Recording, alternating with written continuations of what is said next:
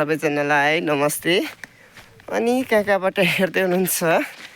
म चाहिँ आज धरान 4बाट म तपाईँहरूको माझमा भिडियो लिएर म उपस्थित भइसकेको छु र अनि म चाहिँ आज सङ्गति जाँदैछु। अलिक परनिर छ, म चर्च पनि देखाउने छु, पर्खाइमा रहनु होला भन्दै होइन। अनि यो चाहिँ यता चाहिँ हाम्रो चर्च जाने बाटो पनि हो, तल्ल मनटार पनि हो। यो माथिल्लो चाहिँ सुमनटार जाने, माथिल्लो मनटार, तल्ल सुमनटार, हर्दिया पनि पुग्छ यो बाटो चाहिँ। हामी चाहिँ अब हाम्रो चर्चको बाटोतर्फ लागिसकेको छौँ।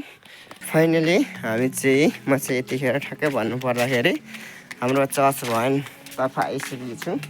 हाम्रो चर्च चाहिँ यस्तै छ, तपाईँले देख्न सक्नुहुनेछ। चर्चभित्र पनि म तपाईँलाई देखाउने छु। यस्तै छ है, सानो ठाउँ हाम्रो चर्च चाहिँ छ। किनभने ठुलो बनाउन सकिएको छैन, परमेश्वरले आशिष दिएर ठुलो बन्न सकेको होस् भन्ने हाम्रो आशा छ। किनभने गाइस त्यसपछि हाम्रो चर्चबाट पनि म बाहिर तपाईँलाई देखाउने छु। हाम्रो चर्च घामले गर्दाखेरि अलिक राम्रो देखिएको छैन। हाम्रो चर्च चाहिँ यही हो, तपाईँहरूले नाम पढिसक्नुभयो होला। अनि हाम्रो क्रिसमसको कार्यक्रम भइसकेको छ र स्टार पनि झुन्डाइसकेको छु। अनि यता चाहिँ हाम्रो अगुवाज्यूको घर हुनुहुन्छ हो। अनि यता चाहिँ हाम्रो आफ्नै ममा है, हाम्रो बजू हुनुहुन्छ।